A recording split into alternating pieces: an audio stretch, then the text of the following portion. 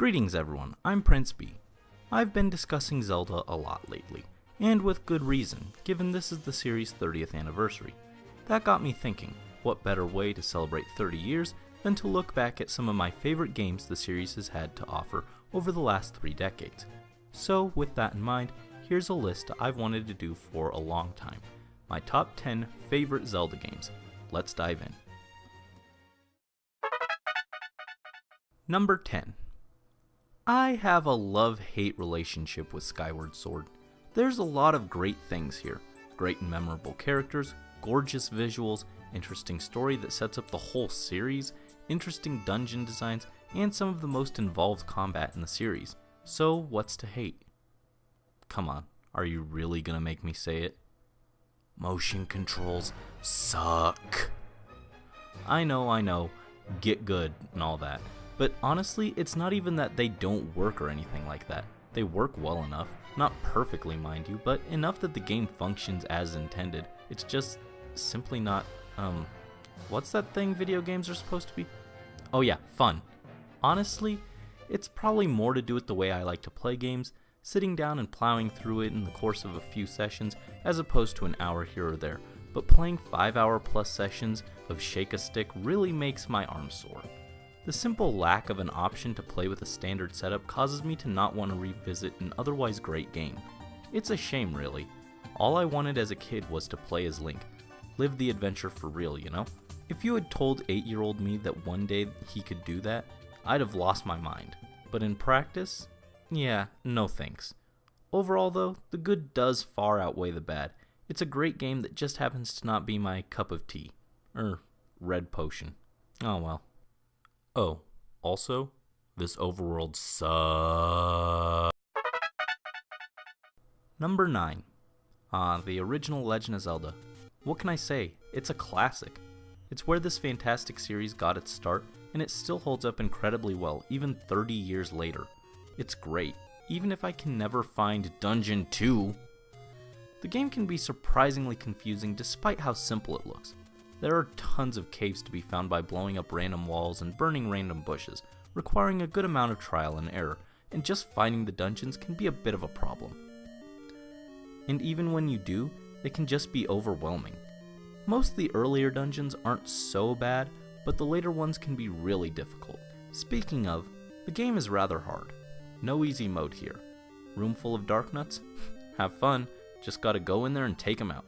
While it's a bit too tough for me to want to play on a regular basis, it's still fun to take a look at where the series came from and how far it's come. Number 8. It's time for another round of unpopular opinions with Prince B. While a ton of people consider Phantom Hourglass one of, if not the worst games in the series, I actually really like it.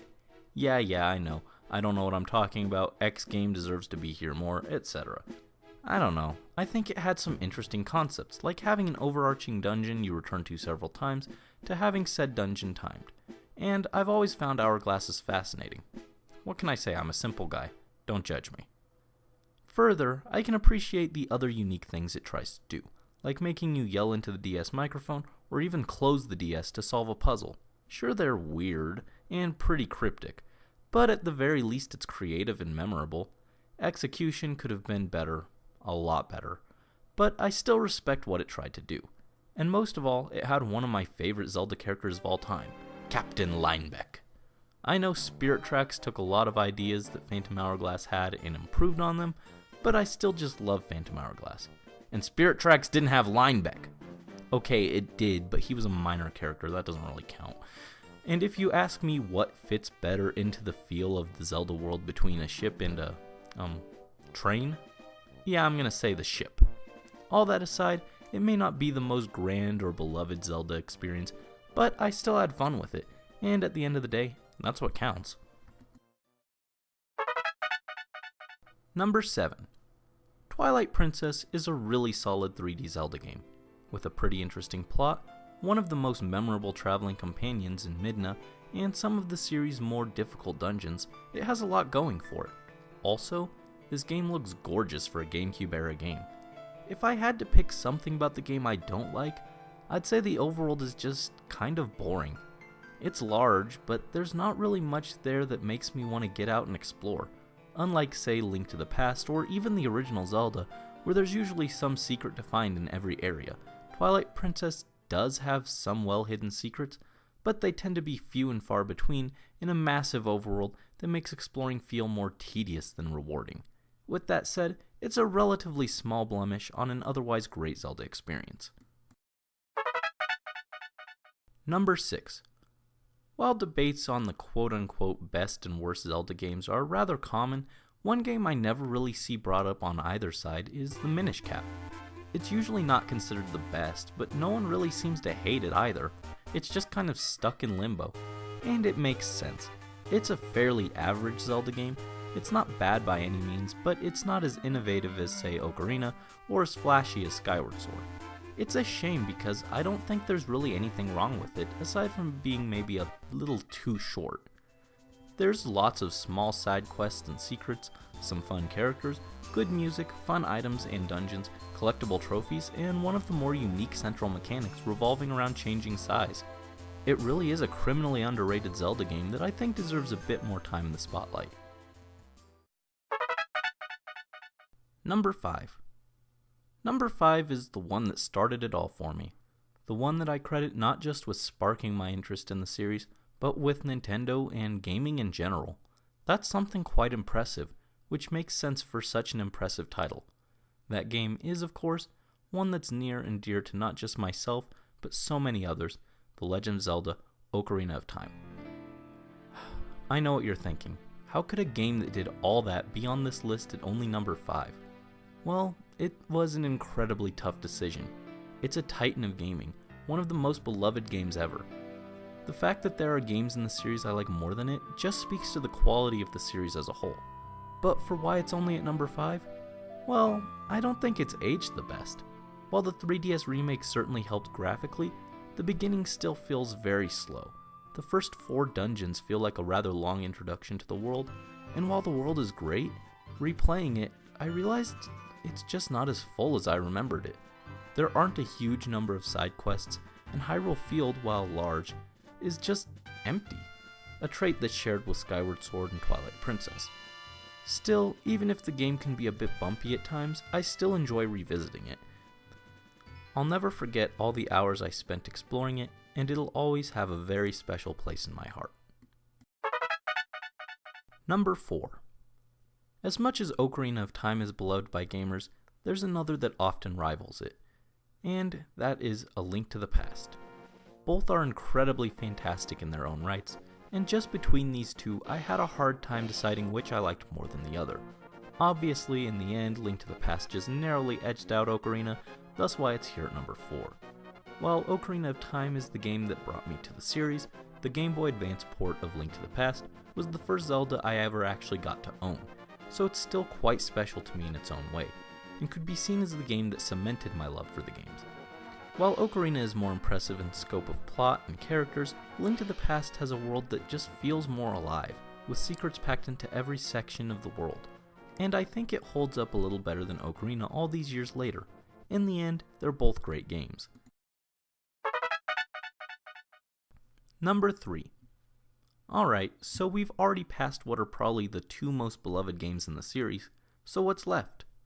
Well, in number 3 is a game that got a lot of flack for not living up to its predecessors at first, but in time has come to be quite nearly as respected. That game is, of course, The Wind Waker. For those who don't know, following the enormous success of Ocarina of Time, the GameCube Zelda game that was teased looked dark and serious, something more in line with what we eventually got as Twilight Princess. But when Wind Waker came out, what we got was not that. Bright and cartoony graphics turned a lot of fans off. But since then, many have come to appreciate Wind Waker, which is great. As for the game itself, Wind Waker has a huge emphasis on exploration. The map is huge, being comprised of scattered islands across the Great Sea. While a lot of time is spent sailing, which is rather boring, most of the islands have something on or around them to explore and discover. And the slow sailing was greatly helped with the HD remaster of the game on the Wii U, which took an already vibrant game and made it even more gorgeous. Wind Waker is a great reminder of the whimsy and fun that all the Zeldas have, even if it's not immediately apparent. Number 2. Here we have one of the more recent entries in the series, A Link Between Worlds. This game is great. It's like a love letter to A Link to the Past, taking a lot of cues on dungeons, items, enemies, locations, and even the plot from that game, and bringing them into the modern age. It does a great job of taking the best aspects of Link to the Past and putting its own unique spin on it. Its unique mechanic of merging with walls also allows it to put a fun twist on the puzzle solving. And finally, the ability to choose what order you tackle dungeons through the item rental system is great, and the game is also built to allow you more freedom with solving some of the puzzles. Even if a switch calls for bombs to activate it, you can use the ice rod. Simple things like that keep the game feeling fresh and unique, and just a treat to play. Number 1. This is it, my favorite Zelda game of all time. You can probably guess, but now it's official. My favorite Zelda game is The Legend of Zelda Majora's Mask. What can I say about it that I haven't said about it already? Oddly enough, what I appreciate most about Majora's Mask is that while other games are about questing and exploring dungeons, a grand adventure to rescue the princess, Majora's Mask, while no less important, just feels less big. You still need to save the land from impending doom and conquer the challenges of temples, but it's the people of the land who feel most important. I care far more about protecting the little old lady from being mugged or reuniting two lovers than I do about clearing the big dungeon. See, for Majora's Mask, it's never been about the temples, strange as that sounds. In fact, it's kind of contradictory to the fact that I said dungeons were one of the most important parts of a Zelda game in my top 10 Zelda dungeons. But there are exceptions to most every rule, and Majora's Mask has never been the typical Zelda experience. While, yes, it has all the elements of the traditional Zelda game, where others have been about the grand adventure of exploring the land, Majora's Mask was about the atmosphere and the characters, how they're coping with impending doom. Link's task is not one of conquering a foreign land, but of healing it. It's a journey of acceptance and knowing oneself. At least, that's how I've always interpreted it. Overall, the feel of Majora's Mask is just different enough to make it stand out for me, compared to other entries in the series. It feels more personal, quieter. It's not Link's biggest outing, but it's the one that stands out the most to me, and makes it a treat to revisit again and again. Zelda is an important and influential series to so many gamers. After 30 years of adventures, there are so many great games in the Zelda franchise, and everyone has a favorite. All of them have their own merits, and that made it rather hard to narrow it down to just 10. But the fact that it was so hard just speaks to how great the last 30 years have been, letting us all partake in a grand tale for the ages. All I can say is, here's hoping to 30 more.